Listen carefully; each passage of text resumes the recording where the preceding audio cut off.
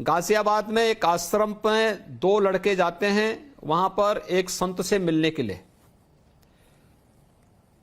उन्होंने बाहर रजिस्टर में जब सुरक्षा कर्मियों ने उनसे पूछा कि नाम अपना बताइए तो उन्होंने हिंदू नाम बताया। छद्म नाम से वे घुसपैठ करना चाहते हैं।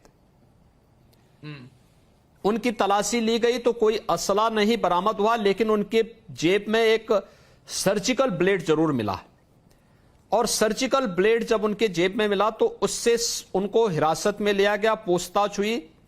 सामान्य पूछताछ में यह हुआ कि भाई एक सामान्य लोग हैं, हिंदू हैं, सामान्य रूप से मिलने के लिए गए होंगे। लेकिन जब ये जानकारी मेरे पास आई तो मैंने इसी बात को पूछा कि भाई सर्जिकल ब्लेड क्यों? क्योंकि सर्जिकल ब्लेड ऑपरेशन थिएटर में उपयोग होता है और ऑपरेशन थिएटर में इतना इतना शार्प होता है कि यह अगर कोई इसका दुरुपयोग करेगा तो जिस व्यक्ति पे इसका दुरुपयोग कोई करेगा तो मुश्किल से कुछ ही मिनटों में उस व्यक्ति की मौत हो सकती है। तो मैंने इसकी तह में जाने के लिए कहा, तत्काल मैंने कहा इसको आगे बढ़ाओ।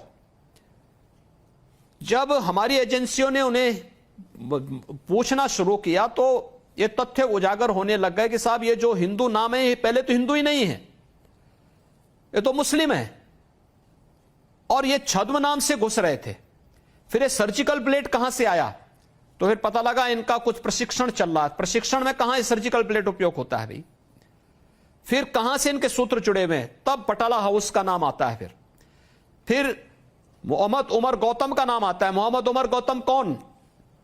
1984 में एएमयू में इसे मुस्लिम बनाया जाता है और फिर इसने तब से बटाला हाउस के माध्यम से पूरे देश 25 राज्यों में इसने अपना तंत्र फैलाया था धर्मांतरण का। और दुनिया की तमाम ऐसी एजेंसियों के माध्यम से इसको पैसा फंडिंग होता है, पैसा हवाला के माध्यम से आता है।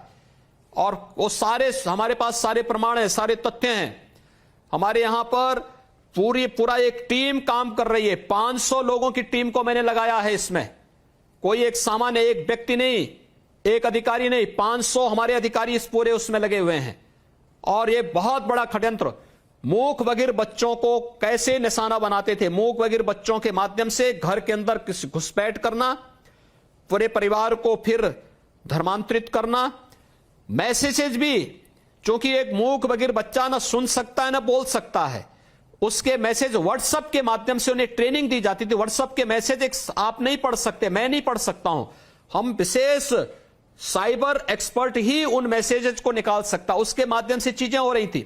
और फिर उन बच्चों को इतना जिहादी बना देना कि उनको सुसाइड स्क्वाड के रूप में महत्वपूर्ण केंद्रों पर हमला करने के लिए उनका इस्तेमाल करना, आस्था के केंद्रों पर हमला करने में उनका इस्तेमाल करना, वीवीआईपी पे हमला करने के लिए उनका इस्तेमाल करके ये दुरुपयोग करने की एक साजिश का हिस्सा था।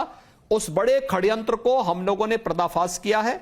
हम इसकी तह में जा रहे हैं, हमारे पास पूरे प्रमाण हैं। ये केवल धर्मांतरण तक सीमित मुद्दा नहीं है, राष्ट्रीय सुरक्षा के साथ खिलवाड़ करने की एक बहुत बड़ी साजिश का हिस्सा है। और इसमें दूध का दूध, पानी का पानी हम देश के सामने लेकर के आएंगे।